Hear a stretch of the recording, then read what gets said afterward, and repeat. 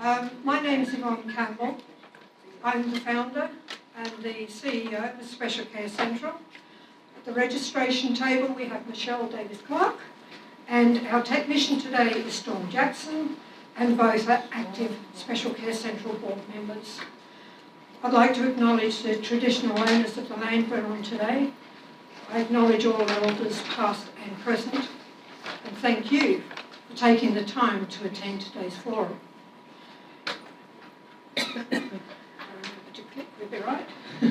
Our presentation today is Let's Talk About Aged Care and the purpose of the aged care system, 3 key aged care subsidised programs, where to start, what is my aged care, what is involved in getting assessed, costs, advocacy and support. Our guest speaker today is Paul Gabbert, Project Officer, Community and Stakeholder Engagement at COTA Queensland, who has kindly offered his time to share this information with you. Thank you, Paul. We're also pleased to present our supporters, starting with Michelle and Grace from Co.As.It Community Services.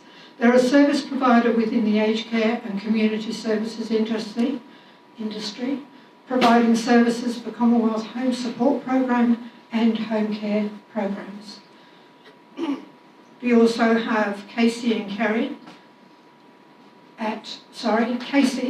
at Better Care, got it in the wrong slot. They provide in-home social and lifestyle support services, assisting older Australians to live a full independent life. We have Sydney and Kerry from Rockpool Aged Care and their aged care providers, offering residential, respite and memory support. We also then have Delphine and Jeff from Centacare, who believe you deserve to live a healthy, safe and independent life in the home and community you love. SpecialCare Central, we support you to connect. SpecialCare Central our organisation is an easy-to-use online resource centre and library for seniors and carers to find trusted and independent resources and services. We're going to be providing you an opportunity to have your voice heard through our new Your Voice video news program.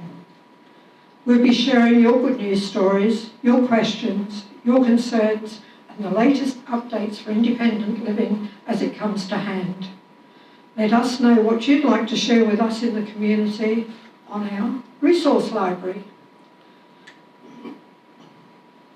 You're not alone at SpecialCare Central. We're here to listen to you. That's the idea of this forum. We need to know exactly what it is that you need to have some questions answered about. It's now time for me to hand the mic to Paul, who will provide you, I am sure, with some very clear pathways to obtain support you deserve. And welcome everyone, and hopefully everyone up the front won't get too much of a grilling from the questions. I'd also like to acknowledge the traditional owners of the land where we are, the Yagara people. This is a painting which sits on our wall at the office, and it's by an Aboriginal artist, David Williams. And for him, the artwork represents the nurturing spirit of Aboriginal and Torres Strait Islander elders and the importance they hold in our communities. So, who is COTA Queensland? Just a little bit of background of who we are. We're called Council on the Ageing Queensland. We're a statewide organisation committed to advancing the rights, needs and interests of and futures of people as we age. We place older people at the centre, and we've been working to influence positive outcomes for Queenslanders for over 60 years. So COTA Queensland provides a connection point to older people, their families and communities, organisations and governments to all levels to address issues for Queenslanders and co-create change. We're a member of the COTA Federation, comprised of all state and territory COTA organisations. And together we work to ensure that the experience of ageing in Australia is filled with possibility and opportunity, and that people have the influence on things that affect them and their communities. Some of the work we're currently doing, we're Queensland's Seniors Peak organisation, and we contribute to building the capacity of organisations and services that support seniors across Queensland.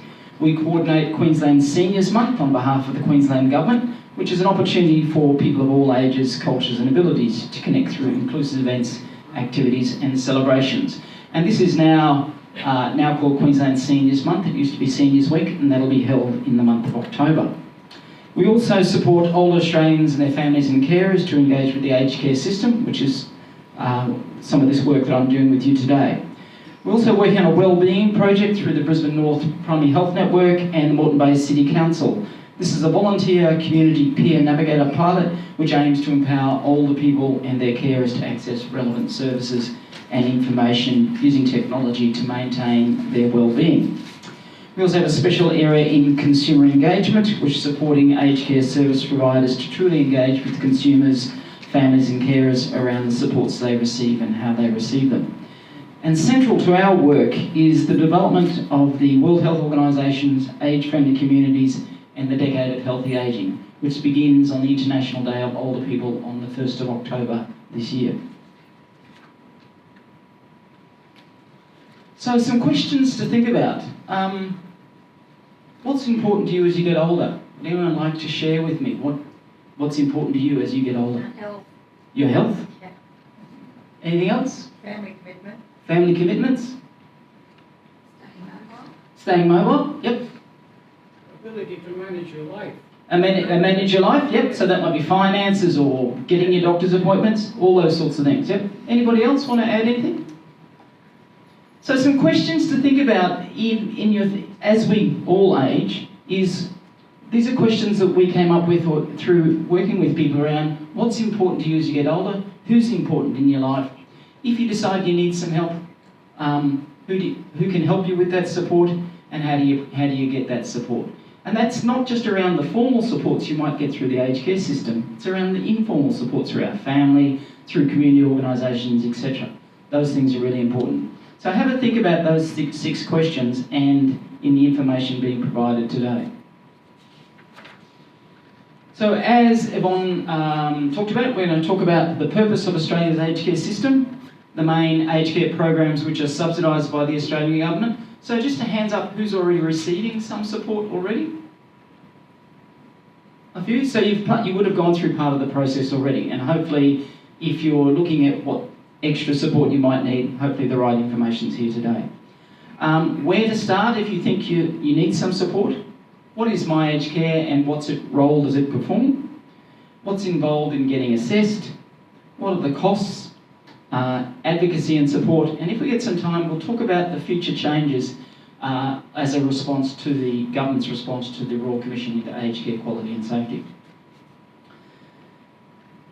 So the purpose of Australia's aged care system is to provide support to people to continue to live as independently as possible in their own home or in a residential care setting. The evidence is that if people who continue to do things for themselves remain independent and live longer and better lives. Having goals to work towards greatly improves our independence. And it's important for us to be active participants in our care. The support should assist us to complete a task, not to do the task for us. The support should focus on our strengths to maintain our skills and achieve goals. The support is not just about physical assistance, but also how we think and interact with others. And the support should be about you and what you need assistance with. It's also important to regularly review your supports to make sure they're continuing to meet your needs. So the three main aged care programs which are subsidised by the Australian Government are the Commonwealth Home Support Program, which is the largest one by the number of participants in Australia, and that provides basic support to maintain people living in their own home. The next program is called Home Care Packages, which are support for people who have much more complex needs to remain living in their own home and receive assistance to manage those needs. And then residential aged care homes are for people who, for some reason, can no longer live in their own home, and supports include help with personal care, meals, allied and nursing health care, and social activities. Under the Commonwealth Home Support Program, there's a range of standard supports that you can receive, and that might include transport to appointments and activities, domestic assistance, personal care such as help with showering or dressing, home maintenance, which might be around changing light bulbs, gardening, etc. Home modifications such as getting a grab rail installed, modifications to your bathroom, ramps to assist you to get in and out of your home. Nursing, which might be around medication management or wound care, meals and food preparation, nutritional advice, mobility aids. Respite care, so that you and your carer can take a break. Allied health, which might include podiatry, physiotherapy, occupational therapy. And social support, such as accompanied activities and group excursions. So typically under the Commonwealth Home Support Program, most people could get between 1 to 3 hours per fortnight of support. You are expected to contribute to the cost of the service, and the prices depend very much on the service you're receiving and the service provider. If you can't afford to pay, ask the service provider about their hardship policy. It's important when you're choosing a service provider to ask how much they will charge for the services that you need. Home care packages provide similar supports to the Commonwealth Home Support Program, but with much more flexibility with the type of support you receive and what it can include. So the care is very much directed by you and focuses on what you can do and the goals you set. It also includes case management. There's a great deal of flexibility in the support you receive, so when you're developing your care plan, think about what you need support with, but also your connection with the things that are important to you. That might be a social group, or a place that's important to you, or things that you've enjoyed in the past. If you have surplus funds in your package, you could consider a major purchase, such as a mobility scooter or modifications to your bathroom. It's really important to talk to your service provider if the things that you'd like included in the package can be included in there.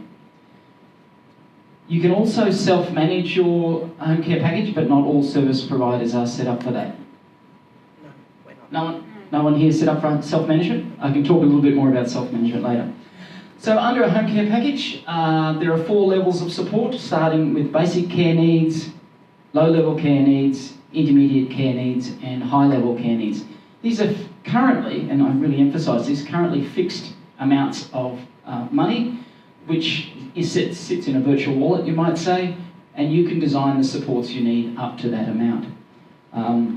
For something to be included in your package, it has to be linked to your assessed care needs and included in your care plan. It can't include things like basic needs such as food, rent, mortgage, utility bills, holidays, entertainment, etc. Aged care homes are for people who, for a variety of reasons, can no longer live in their own home independently. So it could be for short term, to allow people time to recover from an illness, provide respite for a carer, or it might be permanent. The types of support you receive are very much based on your needs, and people are supported to be as independent as possible. So that could cover personal care, meals, as mentioned before, nursing, allied health, GP services, and social activities. Any questions on any of that so far? You've absorbed it all, fantastic. Do you have copies of these hard copies? Everyone's taking photos of your... I can supply a copy of the PowerPoint if that would be helpful. Online or... At the moment there isn't, but I can certainly get it there. To be perfectly honest, it's being recorded for us, and the whole thing will be on the website. Okay, there's All right, well, the whole thing will be there. I do have some booklets which cover this though. Yeah. And with the very first aged care program, or Commonwealth funded one, Yep. you said it was 1 to 3 hours per fortnight, Correct. which means you get one of those things 1 to 3 hours a fortnight. One of the service providers like to tell me your stories of what your average amount of support people get under Commonwealth Home Support. Yeah, under Commonwealth Home Support Program, as Paul was saying, you can get any of those services provided that you've been assessed for such a service. So under the Commonwealth Home Support Program, if you're wanting transport, when you were initially assessed by Aged Care, you actually need a code purely for transport. If you were requiring house cleaning and washing, you would then again get another code purely for cleaning. And the amount of hours that can be provided to you by a service provider is also dependent on the funding available. So as I was saying to Beverly earlier, you've got to think each of those items up on the screen, think every one of those items has a bucket, and the government pours money into a bucket for transport, one for cleaning, one for shopping. And that bucket may service, you know, generally with most service providers, anywhere up to 5,000 people. Now, if that money will slowly start running out and that bucket will start tinkering because only $1 left, then you will sometimes hear a provider saying when you ring asking for further assistance at home, unfortunately we can't assist you at this time. There's no capacity. Our portals are shut. That just means the bucket has actually run out of money. So the provider will always continue to provide existing clients with their current services, but even if you needed more assistance, if there's no money in those buckets, our hands are tied. We purely can't provide any more service to you. So that 1 to 3 hours is an average that from our research is to what most Yep. people receive, if that makes any sense. It's And also, we'll cover a bit more of that certainly around the funding and the assessment process in a minute. it's also important to consider that the guidelines don't let us use more than certain amount. Yeah, So exactly. that is around 2 per week, Yeah. 2 hours per week. So that's the maximum we can provide under that program. 2 hours per week. Yep. Roughly, it depends if it is a one-on-one service or it's a group service. If it is a group service, it can be more. It's an amount of money per year that we can use, so it depends. Just that I'm looking after my mum right now, and there's more than 1 to 2 hours per fortnight to cover all those things. Correct, Yeah. correct. No, So we'll talk a little, I imagine we'll get some really good question and answer as we go towards the end, so maybe I shouldn't have asked the questions at this point. Yes? Yeah. Concerning these providers of the likes of transport and gardening, I've been on this Commonwealth scheme now for 5 years, and I'm still waiting for a gardener to be available. It's got nothing to do with the funds, they just say there's nobody in our area. Now the same with the transport, they've said the same thing, they said, oh, you're not in our area, so we can't assist you at this stage. Are you happy if we leave that question to the end? Because I think the service providers will be able to provide a really good answer around that. Are you happy for that till we answer that at the end? Yep, that'd be great. All right. I'd just like to say, the lack of funding is an issue in all of these programs. So hopefully I'll address that at the end when we talk about the response to the Royal Commission and where the government's going, and it'll be debatable whether or not it's going to address the need, but I'll at least explain to you what is proposed. So eligibility for aged care programs, you either need to be have a short-term or ongoing support need and are 65 years or older, or 50 years and older and identify as an Aboriginal or Torres Strait Islander. People that have experienced significant periods of homelessness or premature ageing may also be eligible for support from the age of 50. We're all going to experiencing ageing differently. Some people require support very early in life, while others can live independently very late into their lives. So some questions to ask yourself. Are you finding it difficult to meet your basic needs? Are you feeling socially isolated? Do you feel that the quality of your life could be improved by receiving some assistance? And think receiving that assistance now could support you to remain independent for longer. If you answer yes to any of those, then it might be time to consider getting some assistance. Talk to your family or friends or your GP about what you're finding difficult and consider what assistance would help.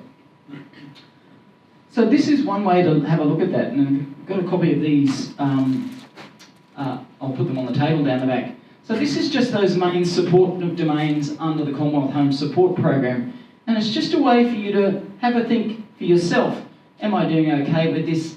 Yeah, maybe actually some help would be great, or actually no, I need some help now. It's not your daughter coming up to you and saying, Mum, you need to get someone to help you clean the house.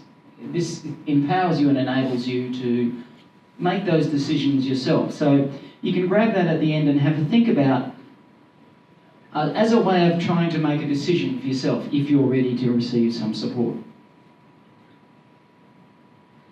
So if you think you've reached that point, then it might be time to contact My Aged Care. So My Aged Care is an online platform and call centre, and they provide information and referral about Australia's aged care programs. Their phone number is 1800 200 422. In the phone call, they will ask you some questions around the things that you can and can't do independently to determine what sort of services are most appropriate for your needs. It can be helpful to have a family member or someone you know who knows you well when you answer these questions. My Aged Care have very strong privacy procedures, and if you'd like a family member or other support person to be added as a representative to speak to My Aged Care on your behalf, it's a good idea to add them when you make this initial phone call. You can also register and apply online on the My Aged Care website, or you can ask your GP to make a referral for you. All aged care service providers are also able to make that referral for you. You will need your Medicare card, and if you have any doctor's reports or other information about your health, it can be handy to have that with you. They will provide you with an aged care number, which you'll need to quote each time you contact them. Write this down in a handy place. We've got some little fridge magnets which talk about these 7 steps and a little spot to write your aged care number on, so you're welcome to grab one of those as well. If you are eligible for services, My Aged Care will refer you to a face-to-face assessment based on your needs.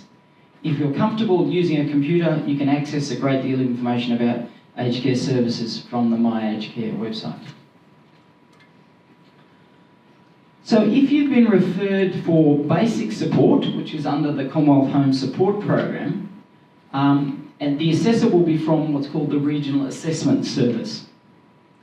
The assessor will ask more detailed questions about the things that you can and can't do independently, based on the information you provided in that initial phone call. You might like to have a family member with you or a support person during this assessment. The assessor will develop a support plan. They will provide a list of local service providers who can provide the services that you've agreed on. You'll receive a letter with a list of referral codes for each service. You will then need to contact your chosen service provider and quote the referral number for each service and then arrange to start your services. Does that make sense? Any clarification? Did I get that right? Yep, that's correct. Good. Okay, good. Perfect. Perfect. You know what you're talking about. So it is a bit of a complex process, and unfortunately home care packages are a little bit more complex. So no question on that assessment process? Makes sense? Okay, great. So if you have much more complex needs, your assessment will be done by the aged care assessment team. And they do assessments for home care packages and residential aged care. So again, they will make an appointment with you to make an in-person assessment and by the aged care assessment team.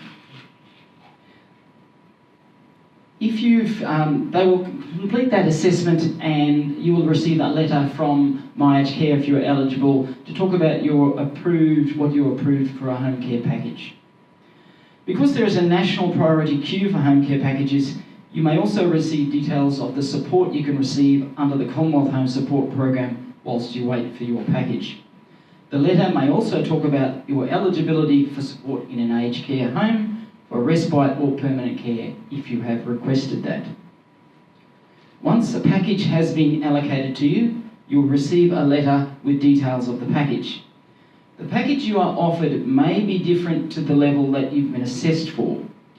You'll have 56 days to decide whether to take up the package, choose a service provider, develop a home care plan and agreement with the service provider. If you decide not to accept the package, you will not lose your place in the national priority queue. You can then start your services. Any questions around that, especially around the wait time? How do you determine initially whether you should be asking for the Commonwealth low-level need or the more complex? How do you work it out? The initial assessment done by My Aged Care will usually do that process. Sometimes what happens is, of course, is the Commonwealth Home Support Program assessor comes and decides your needs are much higher, which aren't going to be met by a home care package, and they'll refer you to an ACAT assessment. One of the major changes that is going to occur is that assessment process will be all rolled into one. There'll be one assessment team starting in January 2023, if I remember correctly. So it's about understanding what your needs are now and how complex they are. Did you want to make a comment? I was just going to say, usually if you're over 65 and you request a RAS assessment, a regional assessment, that's for very much entry-level assistance in the home. And quite often when when there's two of you, but you just... Can you hear all right, or should I get... Yeah. All right. The Sorry. ACAT assessment is when you actually have a higher level of need, and it's also important if somebody has informal carers who are helping or a service package in the home, but then at some point respite needs to be accessed. And so a GP will often be able to recommend to My Aged Care to get it done, but a family member can, or you can yourself. But it's about accessing a greater level of care so that you can remain in your home independently for longer. But when you do your ACAT, it is a good idea to talk to them about respite and permanent care. It's not saying that's the road you're going to take, but if something happens in your crisis situation and you've already had that assessed under your ACAT, you're not having to have a reassessment to get eligibility to access respite and permanent care. If I ring up the phone and say My Aged Care. I think I need care, will whoever I talk to about, say, the low level, for instance, will they say, oh, we think you should go for a more complex? Or will they have an assessment first and then... They'll have a conversation with you about what sort of care and what sort of independent living, what issues you're having around your independent living. Yeah. And you may ring up and ask for a RAS assessment, a regional assessment. And they may say, well, actually, from the conversation we're having with you, it would be more appropriate for you to have an ACAT assessment, which just gives you the ability to go onto that national queue. And I say to people, it's a good idea to actually look at having that ACAT assessment. And they may say, you actually don't qualify, you don't need as much assistance, so we suggest you have just the RAS assessment, but it's organised through My Aged Care. Both of them are organised through the There's same. a series of questions they ask you around your independence, things you can do, and it's the traffic light system. Can you do it fully independently? Do you need some support? Do you are unable to do? And so they take you through those questions, and that helps determine what's the most appropriate service for you. Just don't wait until there's a crisis before you actually do that, because there is a national queue. In the last budget, we had an announcement that there would be an additional 40,000 packages released in the next financial year, and then the year after that another 40,000. But there's 100,000 people on the national queue, and so you don't wait until you actually need it before you start investigating it. So is that queue after the more complex? Yeah, so that ACAT, the level 1, 2, 3 and 4 home care packages, but the reason there's so many people on that queue as well is that they may have been offered a level 2 but they'd been assessed as a level 4. So once a level 4 position comes available, then they drop the level 2 and someone else gets offered that package. So, and if it's urgent, then if there's an urgent need, then there can be priorities on that. It's not like we just go, you've got to wait your turn. It's based on your eligibility and your level of need. So it's a priority queue, and there are 4 priorities, if I remember correctly. So COTA has been advocating for some time that a person should not have to wait more than 30 days for a home care package at their assessed level. As Kerry just mentioned, in the recent budget, they announced the release of 80,000 of those packages. As these packages roll out, I imagine the current process may change a little as far as the national priority queue is reduced significantly. That is the aim. Again, we'll see how that goes. When you have your assessment with the aged care assessment team, they may ask you about support in an aged care home. So that, again, might be for respite, for you, to allow you and your carer to take a break, or it might be around permanent care. If you are eligible for care in an aged care home, you'll receive a letter from My Aged Care outlining what you're eligible for. You should also receive some information around details of respite facilities or permanent care facilities in your local area. You'll need to contact the facilities to see if there are any vacancies for the respite period you require or places for permanent care. It's a good idea to visit these facilities, ideally with a family member or friend, prior to agreeing to move there, to ensure you will be happy there. If you live in a major regional centre, which you guys all are, there might be quite a few options to choose from. If you know people in rural and remote areas, there may be only one or two to choose from. Moving into an aged care home can be a difficult decision to make, especially for family members. You can employ the services of an independent placement consultant to assist you to find the right home for you. They will discuss with you what your needs and preferences are and provide a list of recommendations based on your services. These consultants charge a fee for their services. Can I just add to that as well? If someone is in hospital, the social workers will often give them a list of homes as well. Yep. So hopefully the social workers are doing that. Sometimes you hear stories that they're not. yeah, it's really they don't unfortunate. always do it, but Yeah. they can sometimes. Yeah. So contributions. So the Australian government pays for around 80% of the costs of Australia's aged care system, which over the last 12 months was around $20 billion. So it's a significant amount of money. The other 20% is pays in user contributions to do that. In surveys, most Australians agree that it's reasonable for us to contribute to the cost of our care if we have a capacity to do so. And that's a really important caveat to have. So under the Commonwealth Home Support Program, this is not means tested, and the cost is very much dependent on the service you receive and the organisation's costs. Usually that cost is around $10 to $15 per hour of service. Is that your costs? We're $8 an hour Eight, for there we go. in-home services, and any allied health or nursing is $10 per visit. So there's a range of contribution costs that are expected, and it's always good to talk to the service provider and find out what their costs are. Again, if you can't afford to pay the fee, you can ask the service provider about their hardship policy. Fees under a home care package are a little bit more complex, and they are divided into a basic daily fee and an income tested fee. The amount you pay for the basic daily fee depends on the level of your package and what the service provider has set.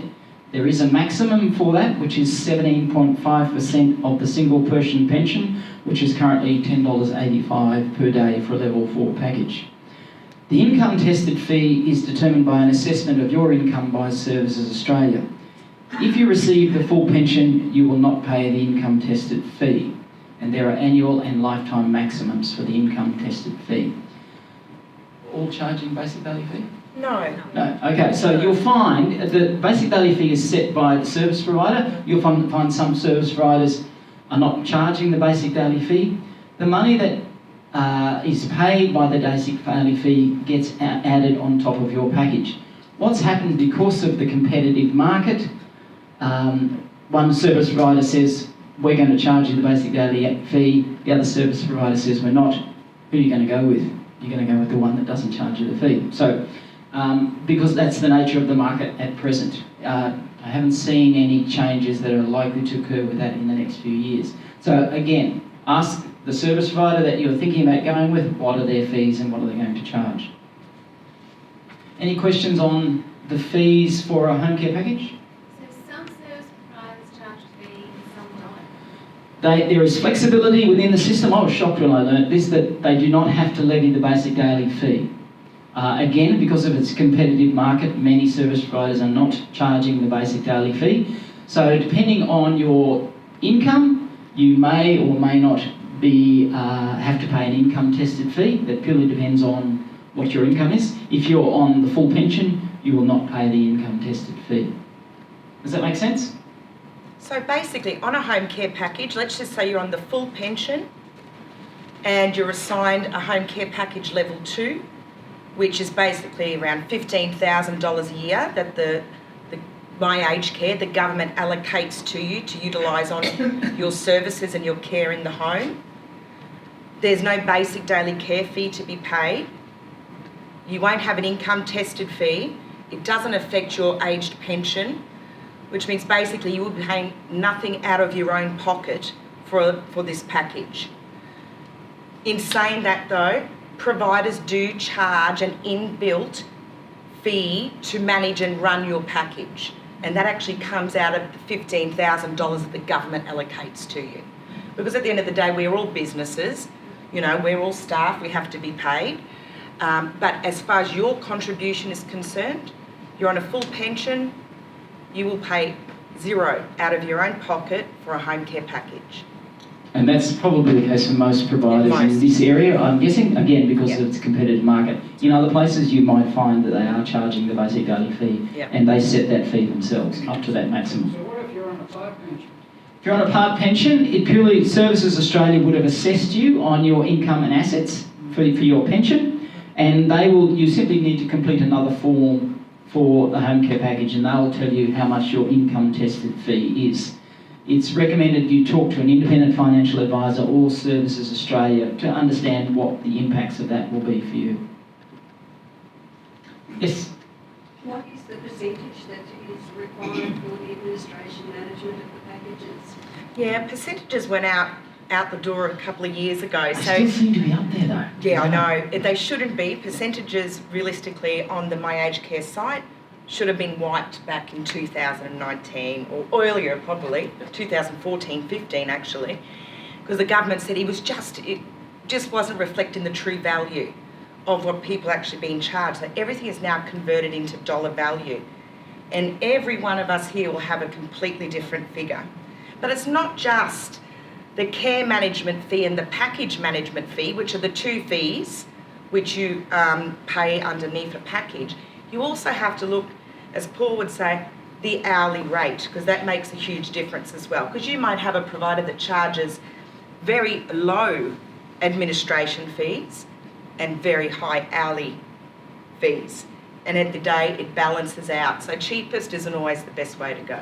So it's, I used to bring up the My Aged Care website and take people through this process of looking at, you can do a fee estimator on the My Aged Care website and you can do a comparison. That used to do people's heads in, so I don't have a tendency to do that anymore. But do recommend that you go onto the My Aged Care website. You can choose 3 service providers and they will compare all of those costs, package management fee, the package administration fee and the hourly rates for the types of services that you think you need. Again, this is a market-based system, so it means there is some responsibility on you to see who is the best provider for your needs. It's the way it was designed. Can I just ask quickly? Yep. My sister's looking after her husband who has dementia. Yep. She's been approved for a package, Yep. which I think she's going to get $15,000. Yep. But because they're not on a pension or anything reasonably well, she's going to have to pay $17,500 from the way she works it out to get the $15,000 that she then has to pay the fees out of, and it's not really going to be providing the services. So again, this is a tricky area, and that's why you definitely need to look at your own financial circumstances. I'm surprised it would be that high, but I can't remember how the income tested fee, there are maximums for that. The maximums for an income tested fee is, for annual, is 16,000. For income it is 11,000 and then 60,000 for a total lifetime. So that does sound a bit surprising. But for some people, definitely, if you're relatively well off, my parents-in-law, it was not worth their while to go down that road. They had enough money and financial ability to just talk to a service provider and say, I want these services, and you just pay the $52.50 an hour, whatever the rate is. So it purely depends. Still do that.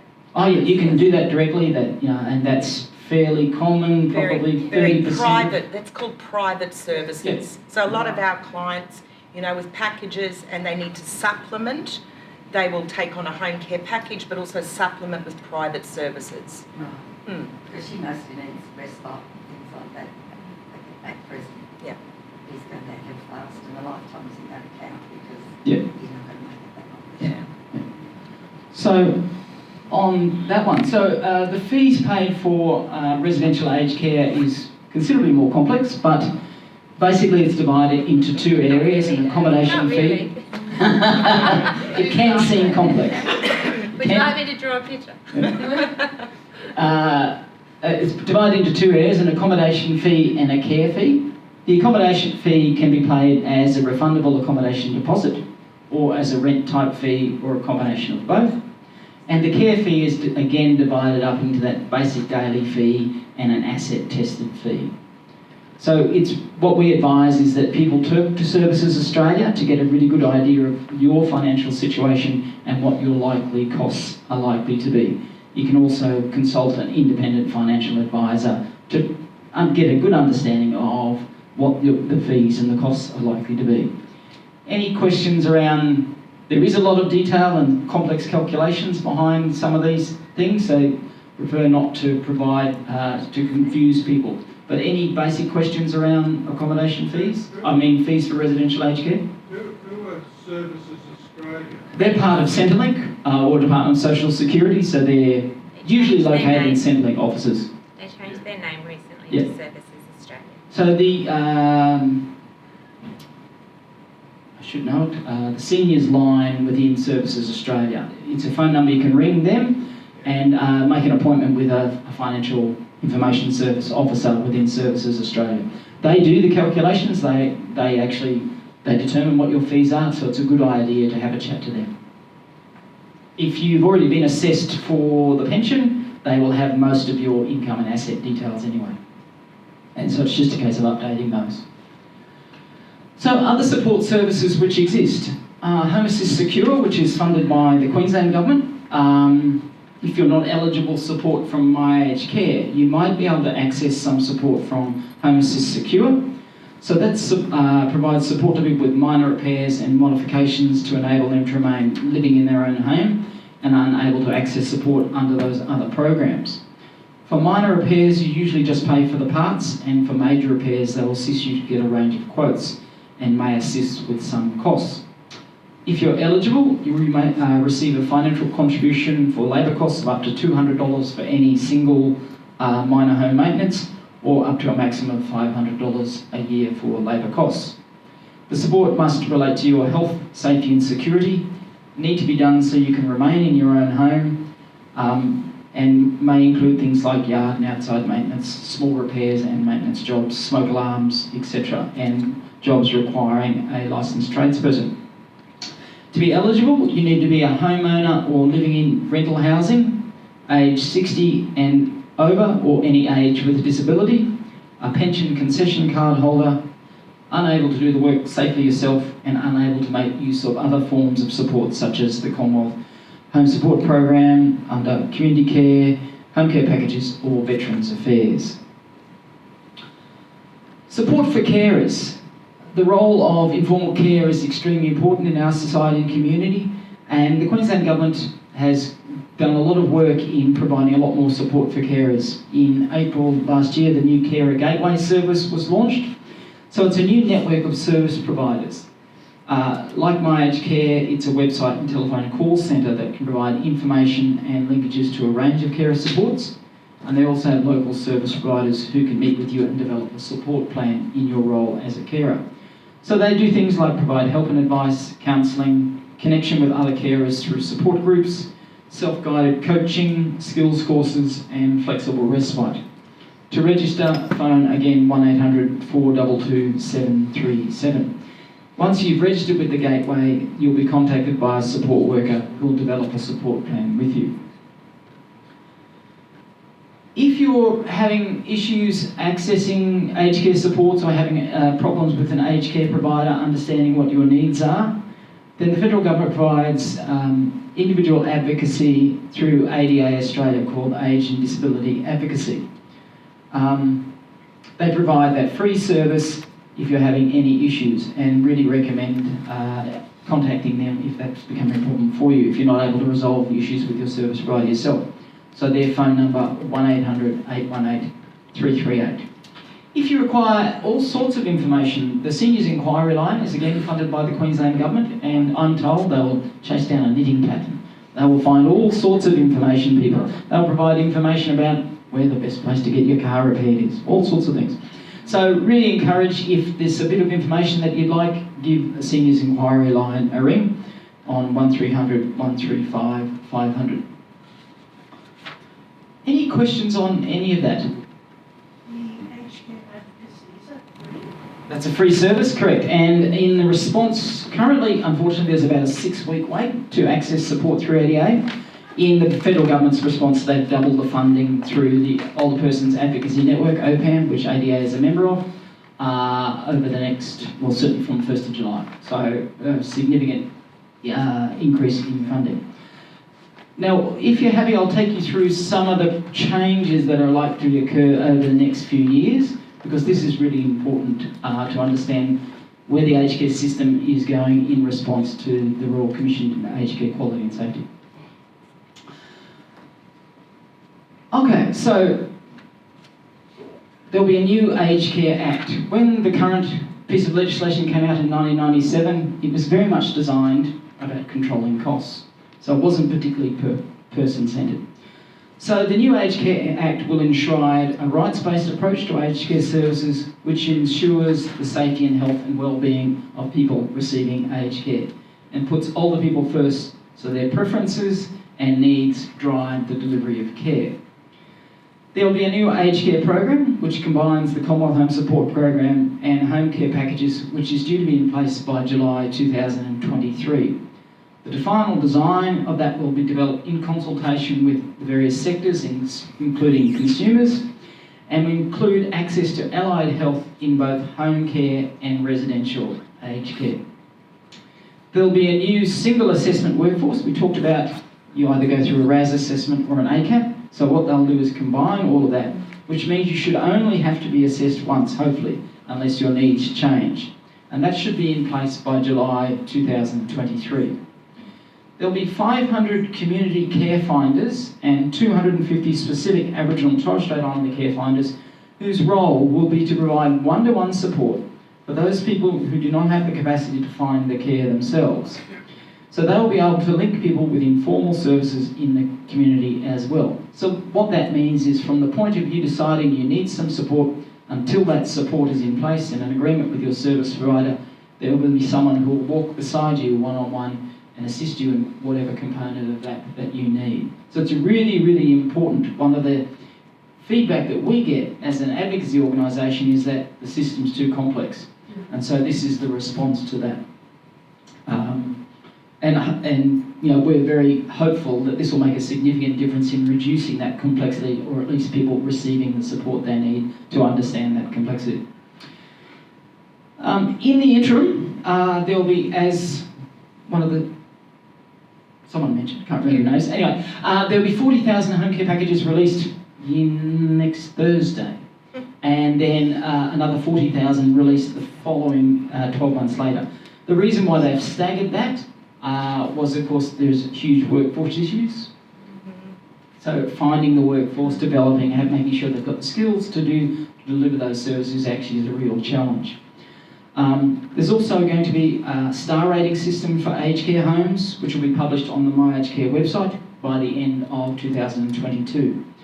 So to quote from the federal government, this will allow senior Australians and their families to make meaningful comparisons on the quality and safety of services, including quality indicators, staffing levels, consumer experience and compliance. So all of those issues, or at least a lot of the issues that were raised in the Royal Commission, one of the responses, well, a major response to that was to develop the star rating system so that you can compare both the staffing ratios, quality reports, all those sorts of things, so you can make a choice of what service is going to meet your needs.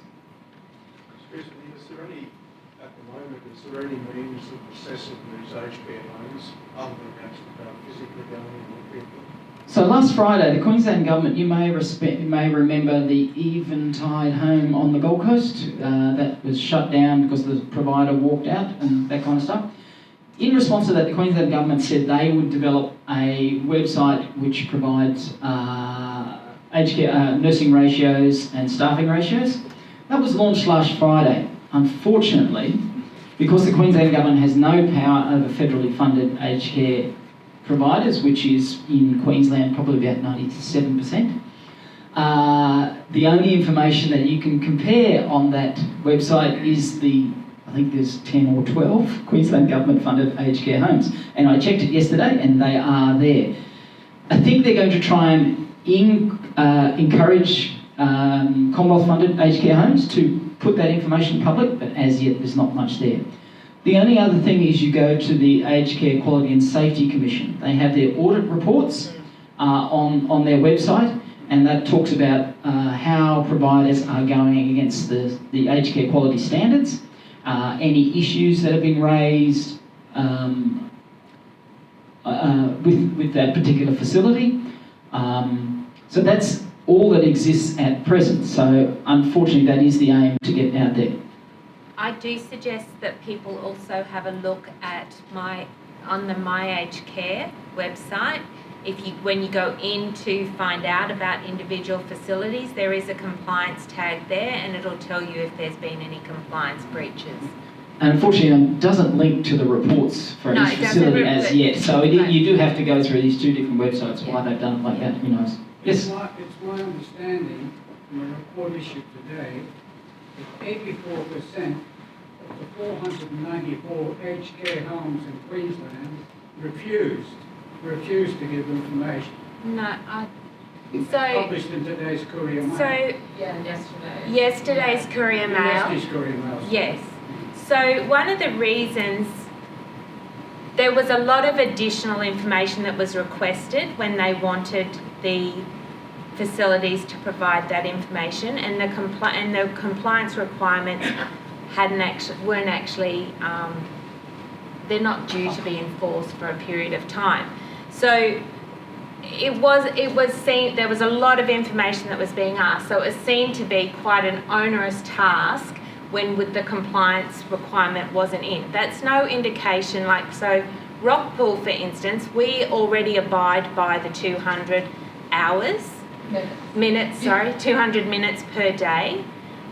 So that is not it's not an indication that facilities aren't doing it, and we as a facility were already at that level before it even became a compliance legislative requirement.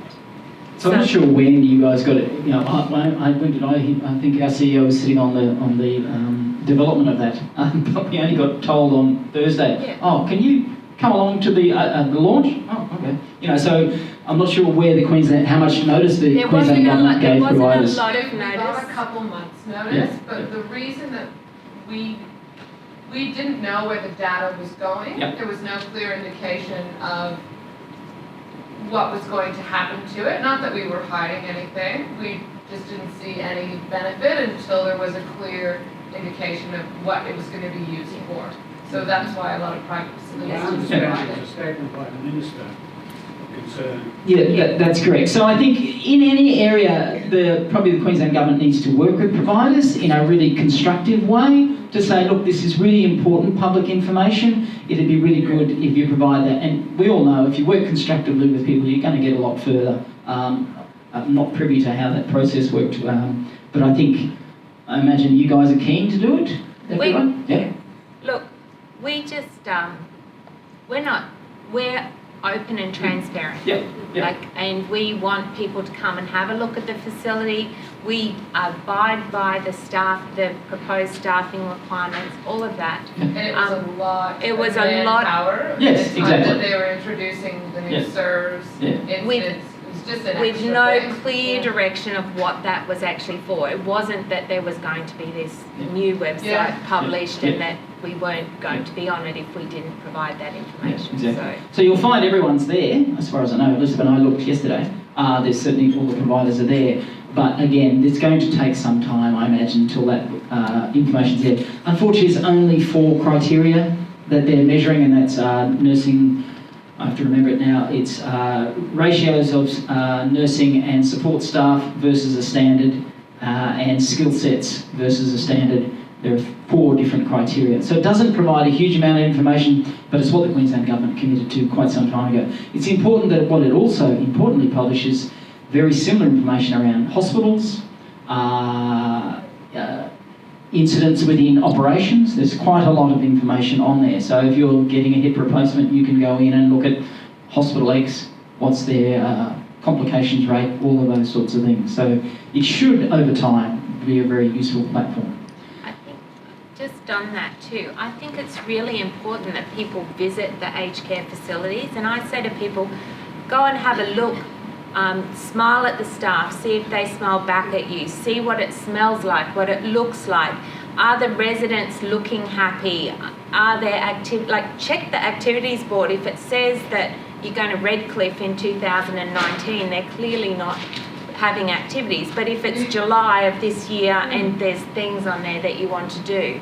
So Rockpool, we have a virtual tour, but it's really a feel when you go to the place, and ask people that have either family or friends that go there. Like, we have 150 beds, 120 of them are open at the moment.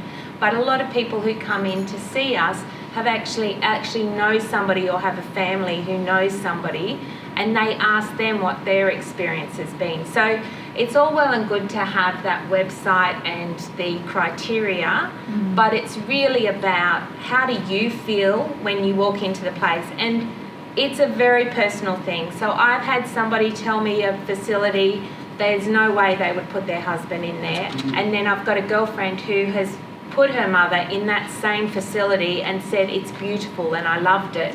And so it's, one of them was going, no, the doors are too big and it's too open and I don't like this and I don't like that, whereas that is what attracted somebody else. So it's very personal. It's somewhere where your family member or you are going to be living, and so you've got to actually go and experience that. And so yes, you can do some research and look up whether there's been any compliance breaches and what it says about it on the website and things like that. But you really need to go and look at the places that you're thinking of and see whether it's somewhere you would want to be, not somewhere that the government's saying you necessarily should be. Exactly. Yep. So very much, it's a personal experience. So we've got a little quiz. So can you name the 3 main aged care programs subsidised by the Australian government?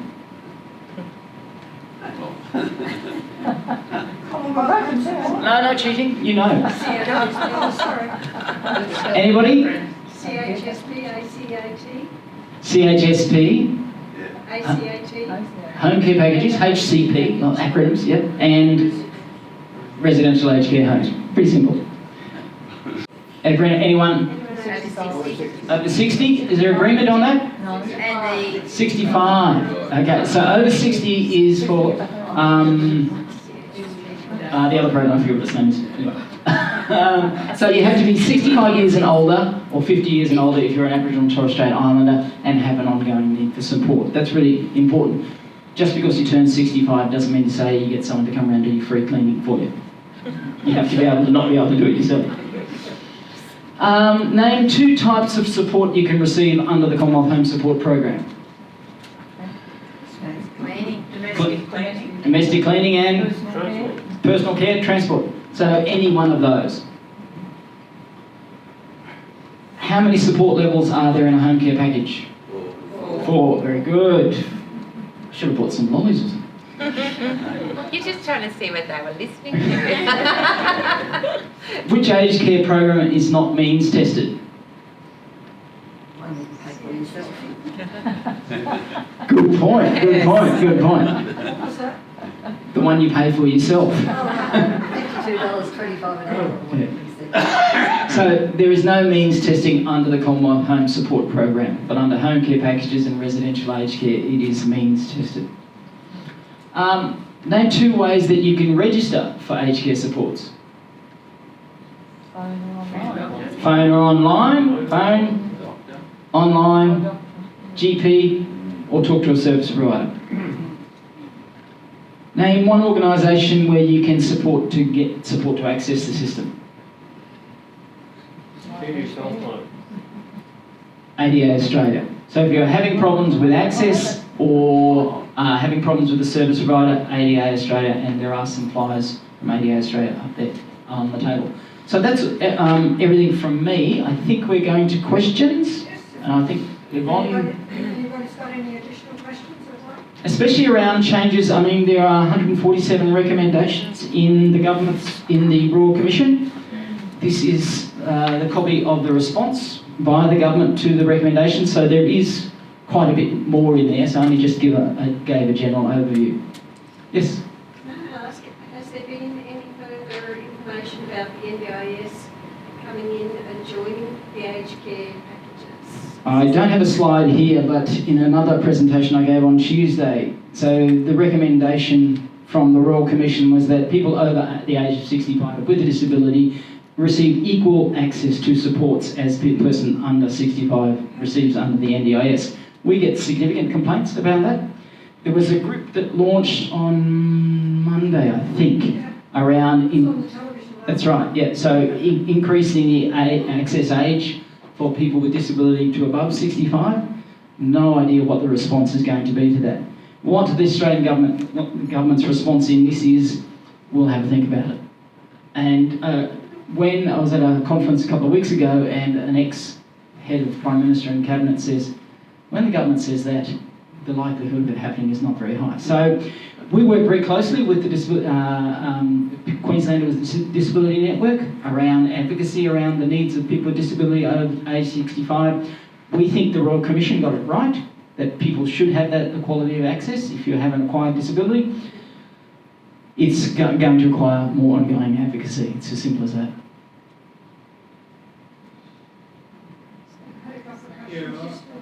Yep. Yeah, the question concerning it's the providers. I've been regionally assessed.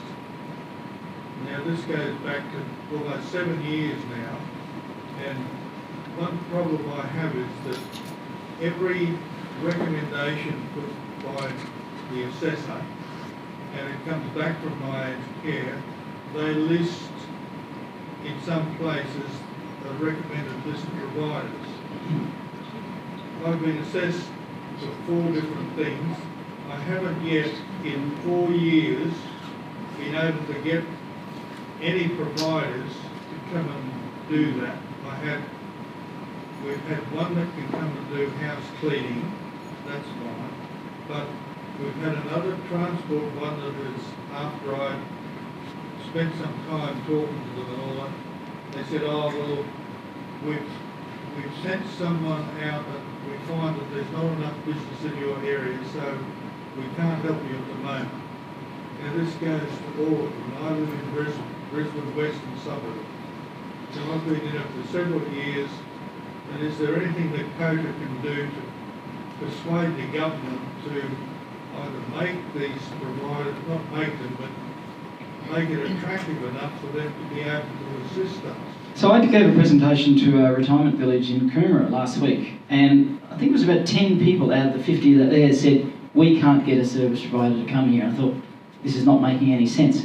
So as one of the people at the front said last week, what happens is there's definitely an issue of underfunding. So last week the government said, we'll put another $114 million, I'm not sure of the time frame, into the Commonwealth Home Support Program. So one of the issues is around funding. Because we have those 100,000 people sitting on a wait list for a home care package, that places a huge amount of extra demand on the Commonwealth Home Support Program. Once people start to get allocated in their packages, hopefully that will lift some of the demand off the Commonwealth Home Support Program, which means they'll be able to hopefully meet the needs of people like yourself. There are what they call thin markets. In other words, it's not viable for service providers to go and service an area where you are because there's just not enough people there. So that is a real issue, and we continue to advocate around that. I was in Roma on Tuesday, and they were talking about how difficult it is when there aren't enough service providers, or there's no choice, or there's no options, or there's no one providing. So it's a recognised issue. It's not good enough from my perspective. There should be significant change. Unfortunately, I think it's not going to happen quickly. I think it's going to take a much better focus. One of the other responses the Australian government has done is that Commonwealth Department of Health staff will be now located in various regions, so they'll have a much better understanding of the experiences on the ground, and will hopefully have the options to say, Transport's not working in this area. There's no transport provider. And they should have some flexibility in their responses to be able to fix that. Worked in up in Harvey Bay, the people would say, we just cannot get anyone to do home maintenance. We can't get anyone to do garden maintenance. So it's not an uncommon issue, and I think there's a whole bunch of complex reasons why that occurs. But I'm going to hand it over to the locals to see what they think. Before Yep. you do, Yep. I live in a complex Yep. where there are 30 Yep. townhouses. Yep. And we have 7 gardeners come in there to do gardening, and you pay the full price. Yep. That's what I've been doing. Yep. I just can't understand why these gardeners don't want to get involved with aged care. It's not making enough money. They could register as a provider under a home care package. Now, excuse me. Okay, can I just suggest that from the tradies, they say that the difficulty of actually having it registered, the red tape, the bureaucracy, the documentation, and the cost of actually then putting in their accounts and waiting time to be paid makes it not viable for them to operate within the services that our community is requesting and requiring. You know, I've got another thing. My wife has just been given a level 3 home care package, and I've contacted, at the moment, I've contacted 3, and I was hoping they'd be here today, but the 3 that I've contacted have all said they're interested in the level 3 home care package, and I've particularly questioned about the gardening because it's an issue with myself. And they've all said that if we sign up for level 3 package, they can guarantee that they can provide gardening. It's impressive. So that's something you guys could, you know. So what the possible cause of that is you're not able. The CHSP providers are unable to get the gardening support. I'm taking it a guess. But over our home care package, they're able to employ gardener X at whatever rate and do it. It's just frustrating because we can't Yep. seem to get them to do it. So maybe I'll hand over to you guys for a response to that. Well, it may be a matter of funding. They may not have the funding under CHSP, but with the package is different, so they may be able to pay. I don't quite This lady already understand has a the level funding 3 issue. package, which means she's So- got funding to be able to do it. Yeah, so the funding under CHSP is the block funding that she explained before. So the home assistant or whoever is doing that, they may not have the funding to deliver under that funding, but with the package is a different funding. So they may be able to do it with that.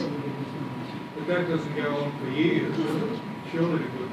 Unfortunately, it may be for some time now, yes, so with gardening. Yeah. What happens where demand occurs, they might have 300 people in the area already receiving garden assistance. They get the same amount of money the next year. Providers can apply for growth funding, but the odds on getting it are, I'm not sure how the government makes its decisions. That $114 million they've announced last week is for growth funding for certain areas, for certain types of services. There may be no growth funding for gardening supports under CHSP in the area in which you live. So the 500 people already getting it, already spending all the money, and there's no capacity to increase it. But Paul, you just indicated that she's on a package. She's just received the package. Yep. So that's a completely, because in a sense it's like, I'm giving you $32,000, and you then get to choose, all right, I'm going to employ gardener X, and he's going to come and do my garden for me. It's a very different model than the Commonwealth Home Support Program. Again, we come back to the changes. Again, because of those complaints to the Royal Commission, that is why the fundamental drive for change. The funny bit is the Commonwealth Home Support Program delivers. People are very happy with the supports they get. It does a really good job of providing basic level services, and the feedback we get is, oh, they're frightened about change, of changing CHSP because it's really effective in what it does. It doesn't meet all needs, and we're well aware of that, but it's very effective at what it currently does. But as you said, there are lots of gaps. Yeah. So change, we can only hope that the changes seriously improve that. I've just got one other question on another subject altogether, but relevant. Is there a standard form agreement that the providers put forth for you to sign, say for a level 3 package? Is it a standard form, or because the My Aged Care site tells you that recommends that you go and get, financial or legal advice or something on it? Is it a standard form, like is it standard for these 4 providers, or? I don't know the answer to that, but you guys can answer that. Yeah, it is a stand. I got a standard form. Yeah. Is that provided by the Service government? agreement? No, that was provided by Anglicare, who you're doing it, Lee. Okay, so basically, we're talking about home care packages now. Yeah. So a home care package agreement, and I've viewed many different providers' home care packages agreements. It's the home care package agreement is basically made up of the Aged Care Act, the legislation that we have to comply by, but also your duty of care and your rights as well. So basically, all our agreements are about the same. 41 pages long, double-sided. It goes through basically every responsibility, our responsibilities, your responsibilities. The only differences will be if there's an exit fee, an entry fee, if you want to end your home care package agreement. Some providers want you to give 2 weeks notice, others say no notice required, but it must be in writing. Little details like that, but otherwise the bulk of the agreement is purely made up of legislation. The back page of the agreement does state, do you, and we have to ask this question, do you wish to have any financial or legal advice on this document? So you're more than welcome to take that document away, but remembering the package will not commence until that agreement is signed. So you can take that agreement away, get a solicitor, financial planner to view it, and then if you're happy with it, then the agreement will start. As well as the agreement, the budget must be signed for the package to commence. So you've got the agreement and the budget, and in the agreement, we've put the Charter of Aged Care Rights, which is a very important document which was introduced in 2019, which actually explains your rights. You know, what you can do if you're not happy, what are your steps? So, but basically, in a nutshell, most home care package agreements are the same. Must be made up by the legislation. When they offer it to you, and if you don't accept it straight away, yes, it could be gone when you do go back to accept it. The package? Yes.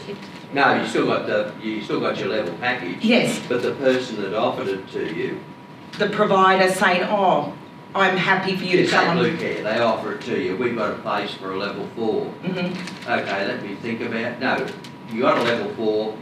They offer you a package 2 to start with. You think about it, and you go back. I'm sorry, you didn't. It's gone now. No, unfortunately, that system changed many years ago when it was caps and each. Back then, because I was in that program all those years ago. This is many years ago. So what happened back then was we were allocated, say, 50 each packages, which were high level, like a home care package, but they were called each. Caps were medium. There was only 2 levels, so a provider might have only had 50 places for the each and 100 for the caps. And it was first in, best dressed. That's right. And you basically, unfortunately, had to wait for somebody to go into residential care or pass away for an opening to become available for me to then ring you and go, oh, Mr. Jones, we now have a spot available. Do you want it? Because if you don't, there's another 50 people waiting. But now you have the power, because when you're assigned your home care package, you have that referral code, and you can go and interview 10, 15 different providers, and then it's your choice who you go with. And it's also your choice, if you're not happy with that provider, to pick up your package and move it to another provider. So don't think if you're not happy, you're not stuck with a provider. You can always move across. But keep in mind there may be an exit fee involved in that process. But remember, the exit fee never comes out of your own personal pocket. It comes out of the unspent government funds that you still haven't used in your home care package. So a lot of people think, oh, $400 exit fee or something, I can't afford to pay that. It's totally illegal. It cannot be taken out of your own Commonwealth bank account. Is the financial side of running that contract Yes. between the provider and the government, do we as the user have any involvement in that, or do they just deal directly with the government? When it comes to the funding, No, as far as paying the bills. paying the bills is all done by the provider. Well, I mean, I can only speak on Co.As.It's behalf. But they're all probably the same. No, a lot of providers, some providers are out there and say you want, I don't know, a piece of equipment and you're paying administration fees. Some providers will go, well, you go get the quotes and maybe you can pay for it and then you send us the receipt and we'll reimburse you. We don't operate like that. That's a huge risk because you've got to think government money has to be utilised for your assessed needs. You can't just go out and go, I feel like buying a computer today or I want a new mobile phone. You know, it's got to be for items that you've been assessed for, they meet your needs, they meet your criteria, especially when it comes to equipment, as Paul would know. You go out, you buy that chair, you think it's fine. You get an occupational therapist in, they'll see you're going to fall out of that. You know, it's a huge risk. So one last question, I'll shut up. No. I'll answer one about aged care if you like. You can only sign up one provider. Correct. So let's just say you sign up with Blue Care and you're with Blue Care, say, for 3-4 months and then you're not happy with them. You inform them that you're going to be changing providers and with your code and with some conversation with your new provider of choice, we help assist transfer you over to your new provider. Can I ask a quick, sorry, can I ask a question on that? If there's more than one service that you require and the service provider that you've gone to you're very happy with but there's certain services that they can't provide, can you not go to another service provider to obtain those services? Can you not split? Under a home care package or under Commonwealth Home Support Program? Look, it's all dependent on the providers. Some providers will broker out to other service providers, others won't. And it just also depends on the service that you're requiring. I know that with our social groups, they're very, very popular, our centres, and we have external parties wanting to come in that have packages with other providers to join our groups. We won't broker out to that service provider purely because we're going to look after our clients firstly because the demand is so high for those groups. So it's purely a case-by-case basis.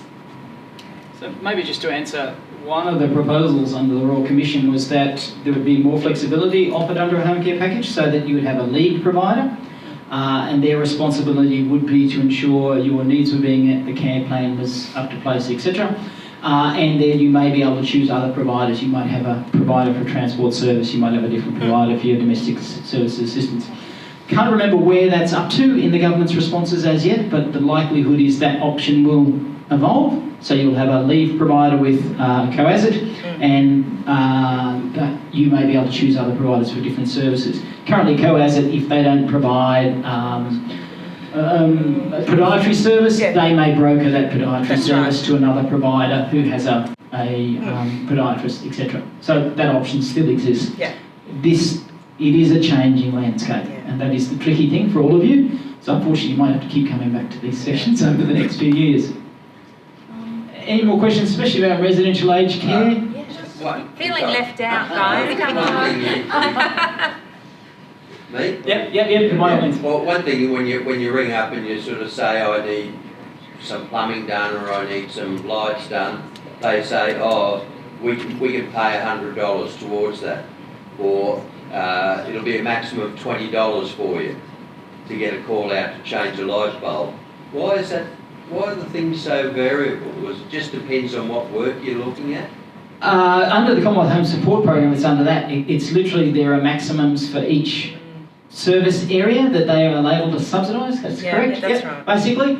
So if it's under Commonwealth Home Support, there is a maximum that they are allowed to subsidise, and they have a set of unit costs for each particular type of service, and that's what they receive their funding. So they might get funding for 4,000 units of home maintenance at a maximum price of X. Oh, right. You know. Because one time it was 80 and the next time it was 100. Yeah, and it might also be dependent underneath the Commonwealth Home Support Program. Now we're talking is if you ring Home Assist, and I always get it mixed up, they might say, well, we'll pay for the labour, you buy the materials. Yeah, Home Assisted, yeah. You know, it's a bit of a share because there's purely just not enough money to go around for so everybody. Home Assist, you'll probably find there's a bit of double dipping. Theoretically, if you're receiving CHSP, you should not be eligible for Home Assist. Sorry, what's CHSP? Commonwealth Home Support Program? Entry level into... Yeah, well, I get that, but then I ring Home Assist to get it done. Yep. They may be the actual service provider. It's the bizarre bit of it. Yeah. It can be a little bit confusing. Yeah, Yeah. Why are there so many service providers? That seems to be where the complexities and the confusion about what you can get, can't get, and when you can get, and how you get, and how much. Why is there not a unified body looking after this for the old aged care people in Australia? Like, why isn't it just one? Why is it managed under one big body that controls and... Would you like my socialist political rave, or would you like the critique of our current services sector? It's really complex and confusing, and I just think a lot of old people would find it really confusing and troublesome where they wouldn't even apply because they wouldn't know where to start. It's developed in 1997 when the current 2000 and... But one service provider provide everybody what they need based on their assessment of each individual. So what happened, the Commonwealth Government in around 2005 did a huge amount of consultation around Australia. What people said was they wanted to stay living in their own homes and they wanted as much choice over who provided that support. In response to that, we have developed the market.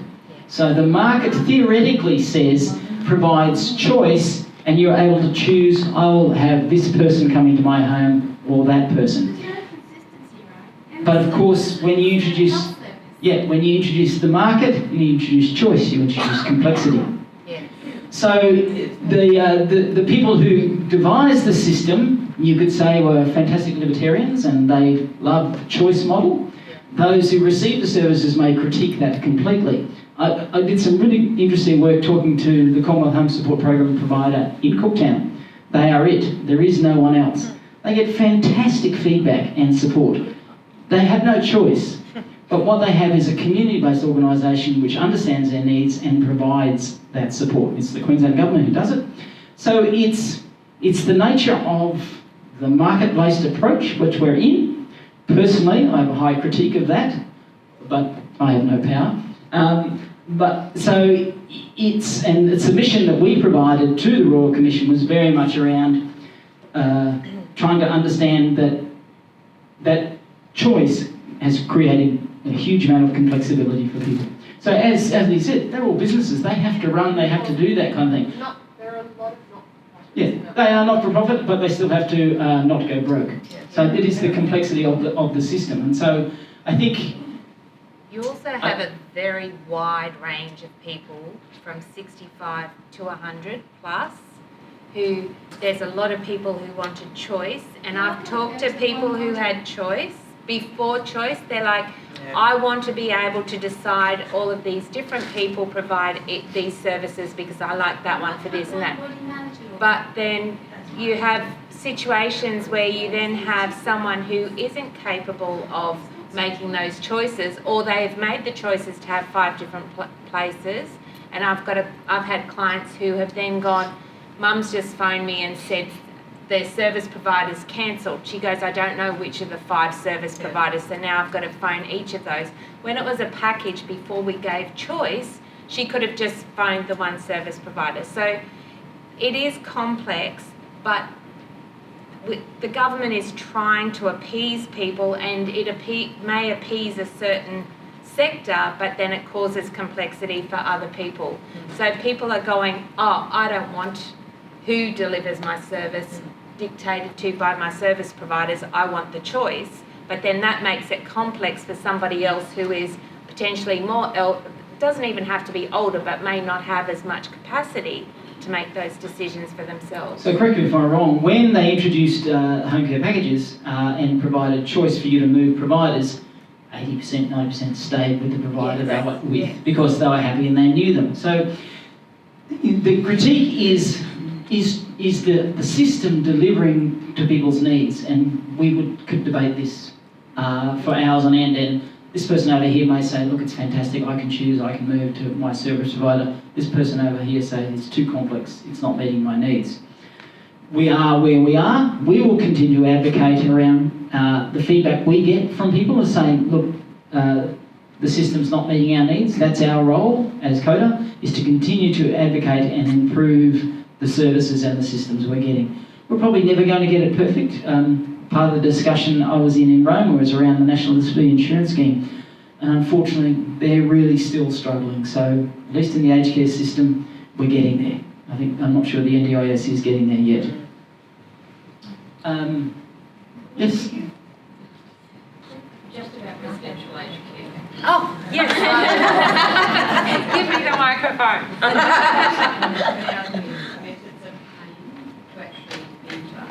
Yes, there is. Can I draw a picture? Untake the stage now.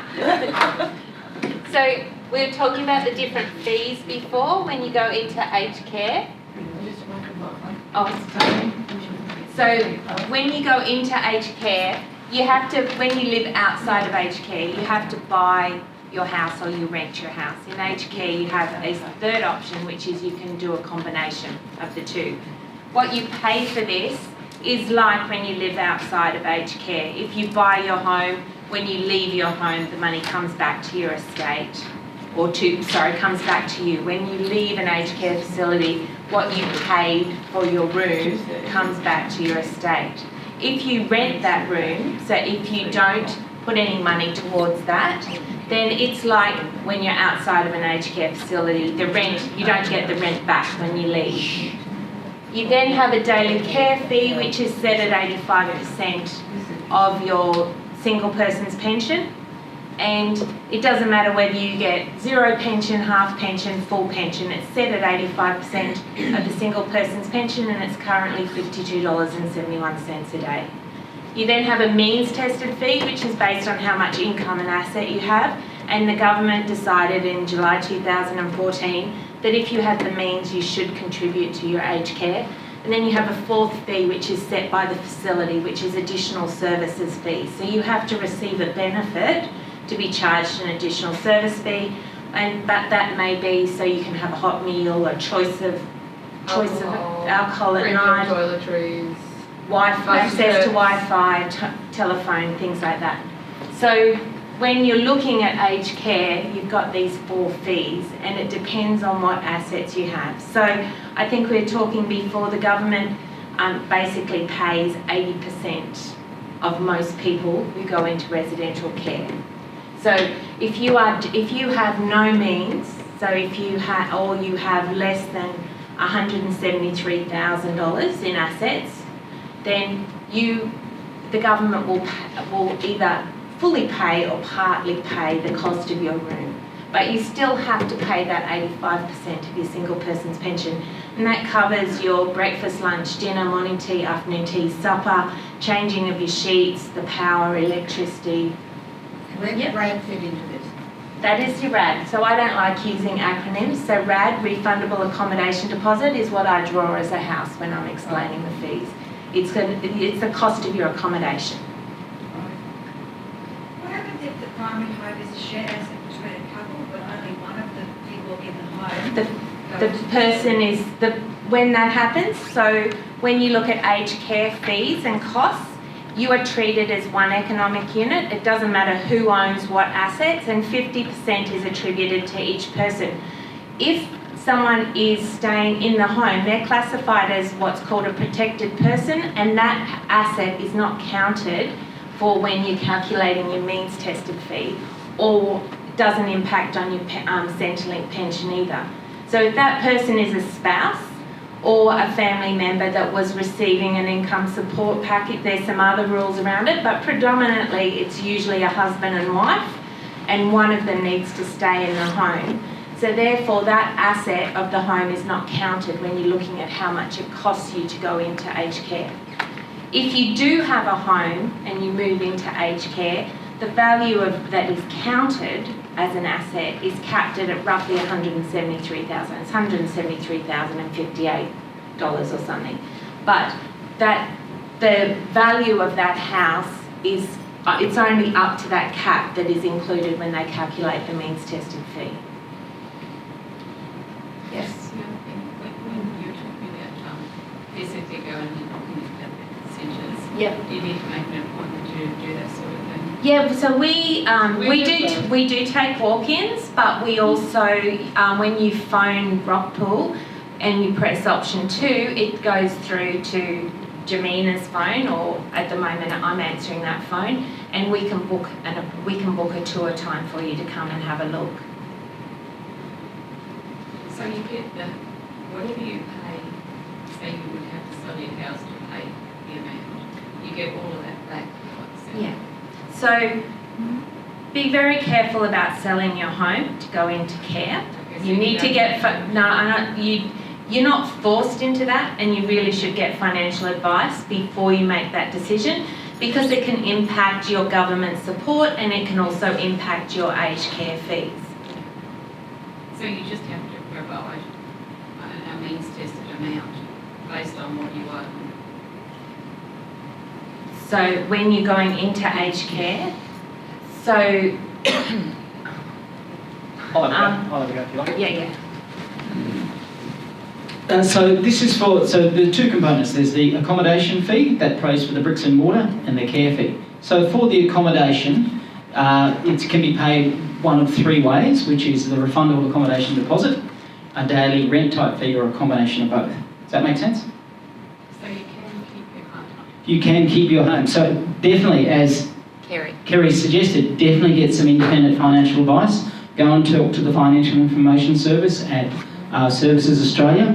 They will explain exactly how the different scenarios might work for you. So you might decide to rent it. If your house is an area where there's high return on rent, you might get a good rent for that, but you then have to think about how that's going to impact your pension, etc., and how the income tested fee will affect the rent type calculation.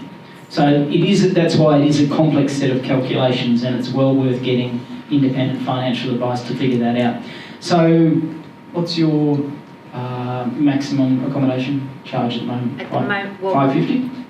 Well, we do have an 850 and a 650, but most of our rooms are 550. Yeah, so for accommodation, the government has a ceiling currently of $550,000 for the maximum you can pay for that refundable accommodation deposit, unless a provider says, look, we're offering a high standard setting, there's gold taps, there's all these other sorts of things, and they've recently refurbished the room, and we think the value is this amount. So whilst there is a government ceiling, there are other step-ups, there are $1 million places that you can apply for that refundable accommodation deposit, because there are people out there who've got that money and they want to buy that level of service.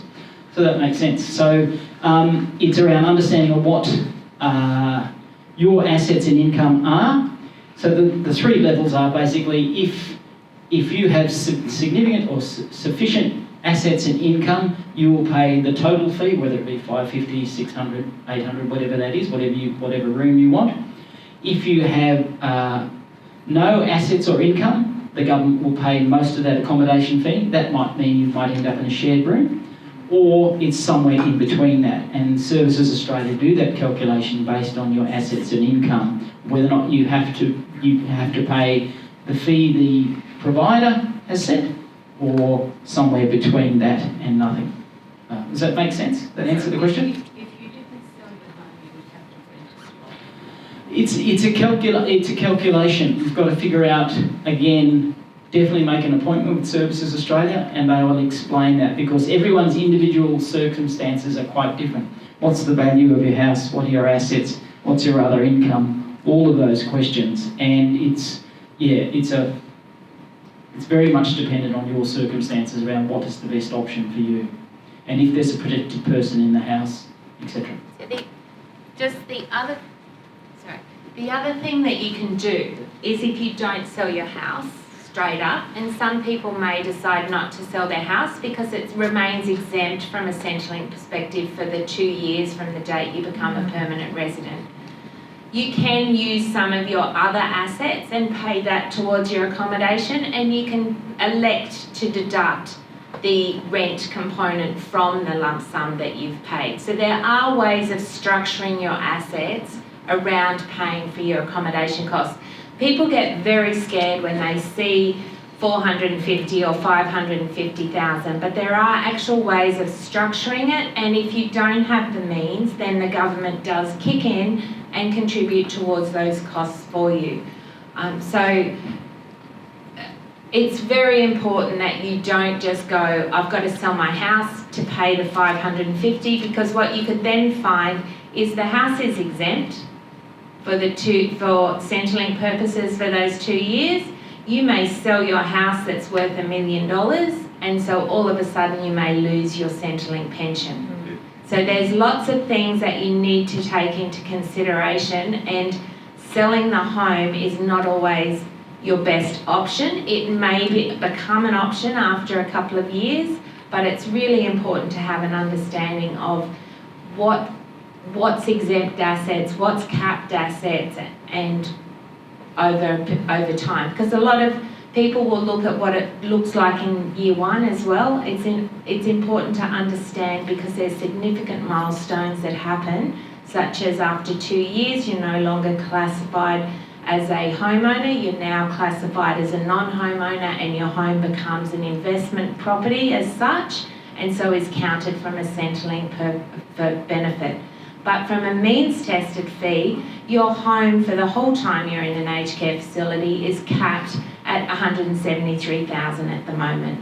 So you can have $1 million home, but for your means tested fee, only the first $173,000 is counted. If you sell the home, all of a sudden your means tested fee may go from $7.30 a day to $28 a day.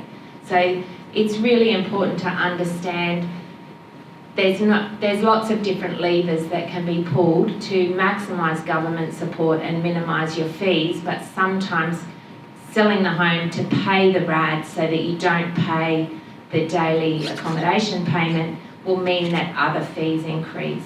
So, and perhaps what would be useful for me now is for you to tell me, that's really complex, should it be that way? So from our role as a systemic advocacy organisation, what we do is we advocate directly to government around these issues, and as you can see, it can be quite complex. So any feedback on that? What is it you would like us to know to advocate on your behalf around what you've learnt today? Well, I live on my own, so would that mean I would just leave my house empty for 2 years? Because if I rented it out... As Kerry has said, it purely depends on your financial circumstances, and you need to talk to a proper financial advisor. And there are financial advisors who specialise in this area. So is that just the ones from the government, or how do I find? The Financial Information Service is a free one, which the government provides, again, at Centrelink. Otherwise, it's a case of going through financial advising services. There is an organisation. There is an organisation called Aged Care Steps, which is they train financial advisors on aged care, and you can go to their website and they have Find an Advisor. So accredited aged care advisors are all listed on their website. Right. Yes? What is 78% of pension for? The 85%, that pay, 85 or 70? yeah, 85% of the single person pension rate. Wonderful. That pays for your food, nursing care, all of those sorts of things. And then daycare? Say again? Daycare fees?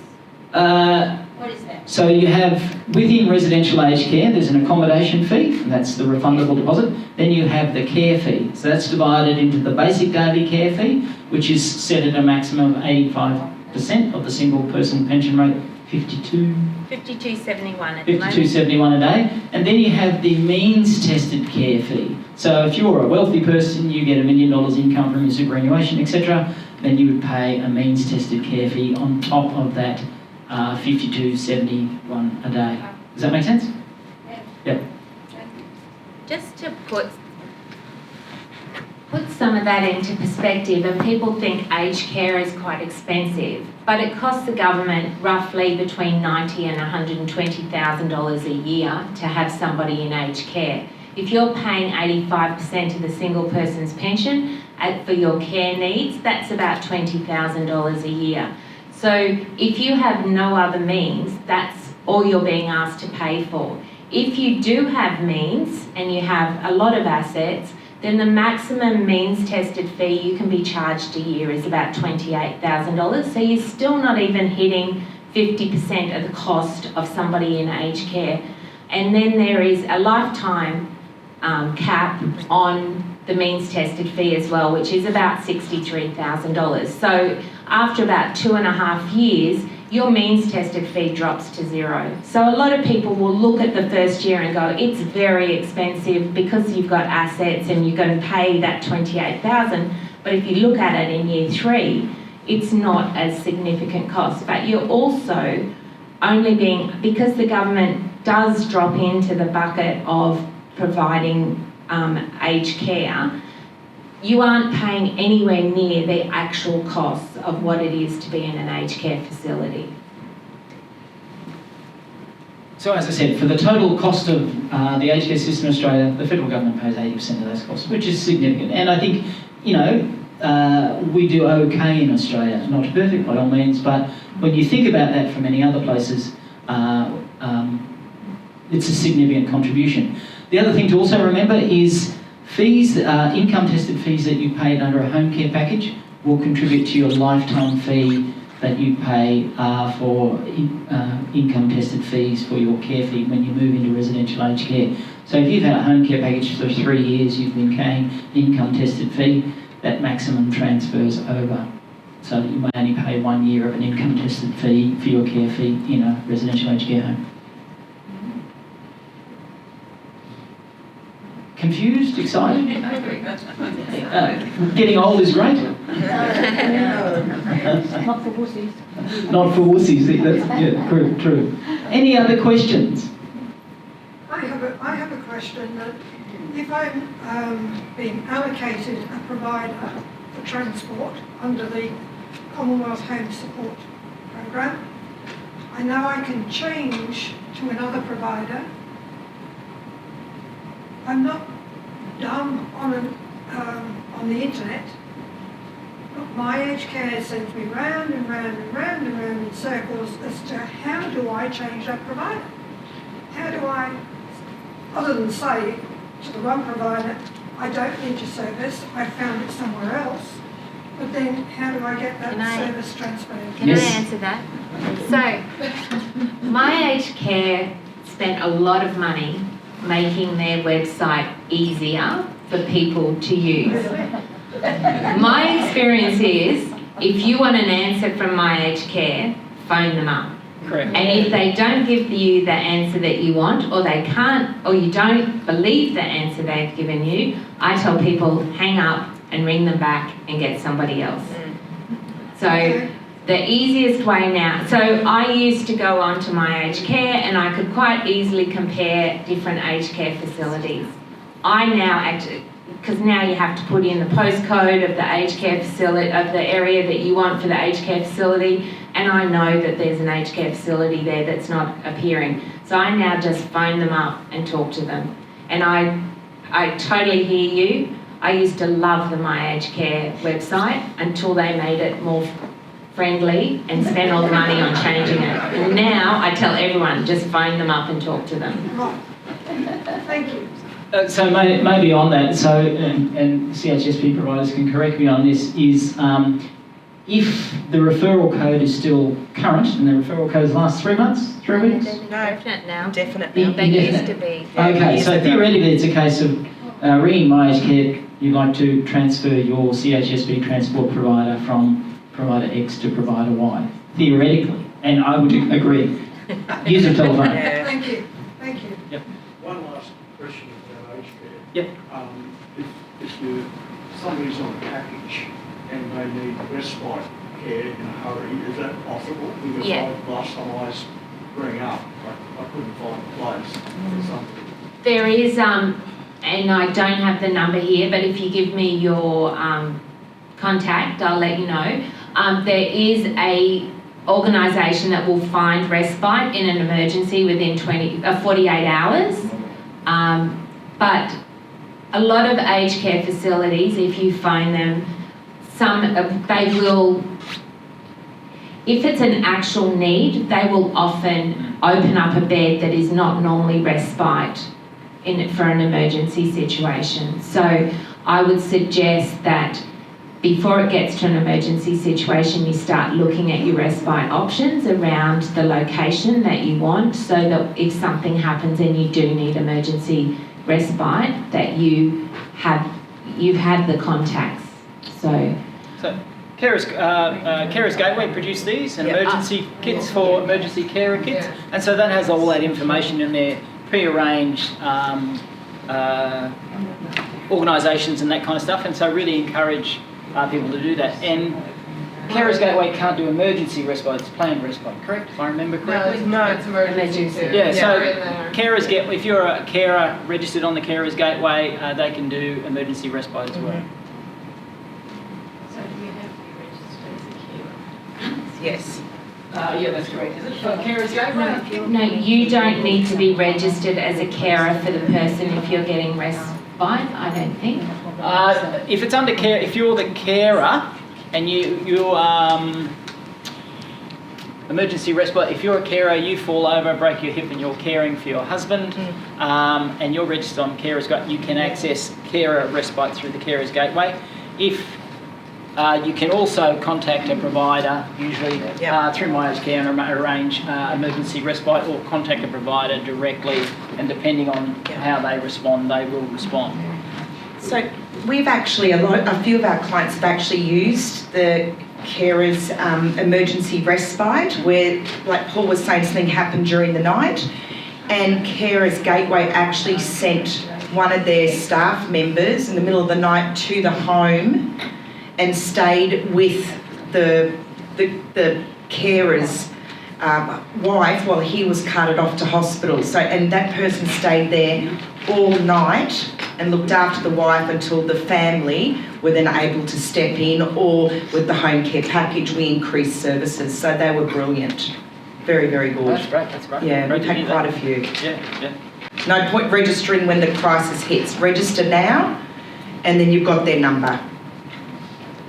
How does someone get recognised to register as a carer? Is that when you go through a home support plan? No, you just give them a ring and say, I'm caring for this person, this is my responsibility, this is my role. It's a fairly simple process. Right. Just ring the Carers Gateway there. I've got the number. Some brochures over there. Yep. Okay, thank you. I have a question on Centacare.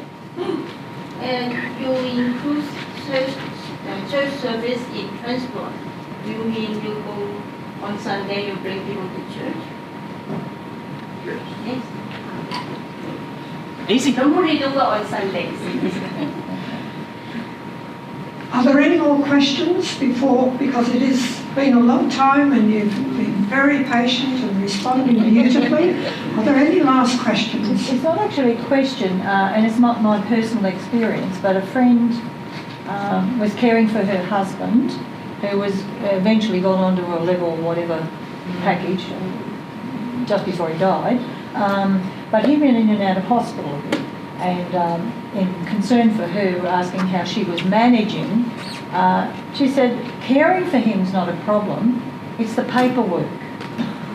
Yep. And I'm gathering, with 52 pages double-sided or whatever, that seems to be a problem as an advocate. I know there's probably legal things that must be stated and agreements to sign, etc. But it seems that for carers, paperwork is a there's no idea of what the care finder will do at this point, but hopefully they will assist people with that process. If there's a barrier that they are finding, and if they can assist with helping to understand the paperwork and make sure that's signed, I hope that will be included in their job description. We don't know as yet. There is a couple of 54 navigated trials existing around Australia at the moment where they're testing various different models of this. You will also be able to get some assistance from Centrelink, mainly around information, across all of the 73 Centrelink offices.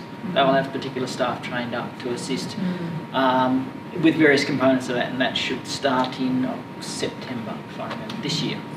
But also your service provider should be able to assist. Like we have that very long home care agreement. It's a legal document we can't change. It's come from lawyers. But we go and sit with the client and go through every detail and talk to them and try to make sure that they understand. So the service provider should be able to help too. But I guess if you wanted that independent, because let's just say it's a second language to somebody, because we have a lot of clients, I would actually, if there's no family or friends that are able to be involved, get ADA involved. Advocacy Australia, fantastic. The amount of times I've had them present when I've signed up a client, just to make sure that I'm saying the right thing, not doing the wrong thing, coercing anybody into signing any legal documentation. We can organise Advocacy Australia to be present as well. And that's your backup, because they're there to protect you. Yeah. And it's a free service. Just one last thing. Advanced healthcare plans, that's not part of your thing, is it? So with at Co.As.It, we do in our client kits, we do have the applications for advanced health planning. We will have a bit of a conversation with you, but at the end of the day, it's something you need to discuss with, your partner, your family, your GP, and complete the forms. That's and the other component of that is the statement of choices, which the Queensland government has produced, which when talking to doctors, it provides a little bit more detail, and the doctors actually really like that statement of choices. So that's a really simple form and less legalistic, and a much, in a sense, a much easier one to fill out. And I've got to do one for myself, but my mum had one and it meant nothing when she went into hospital. Whereas the statement of choices is very much around, a bit more active around what you want. Thank you very much for your time. Thank you. On your way in, you might have picked up or might not have picked up an evaluation form. It would be ideal if you would like a copy of this as well. Make sure that we've got your form back, just to identify your contact details so that we can link you across to today's forum that will be on the website. And also just a feedback as to whether it was of value to you. And, that makes us have some sort of basis of whether we've got to improve in certain areas, whether it was of value to keep going, to hold again. But again, thank you, every one of you. Now, please take the time to chat with the various service providers, ask the questions that you would like to just keep quiet, and make sure that you're on the right track for independent living. Thank you. Lovely, thank you again. What I failed to mention was we have some resources around self-management. If you think that might be something for you, COTA Australia developed these some years ago with a grant from the federal government. Is a guide and a toolkit. It is something that some people find really helpful, and they are up at this table as well. Table at the front here on the way. Do you still need to engage a provider? Yes. So the awareness of you still need to be attached to a provider, a self-management provider, in order to be able to self-manage. But it does free up a lot of your funds.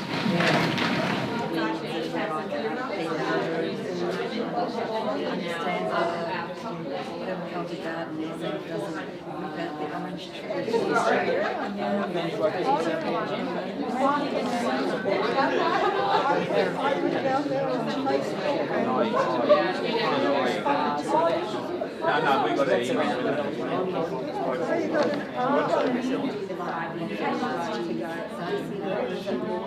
He's always been guidance, and how do we afford to provide her the best necessary care she can get?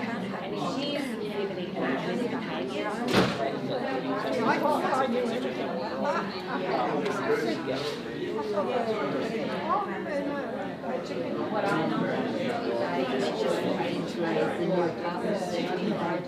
another doctor, and the doctors wouldn't come to the apartment, and she couldn't get I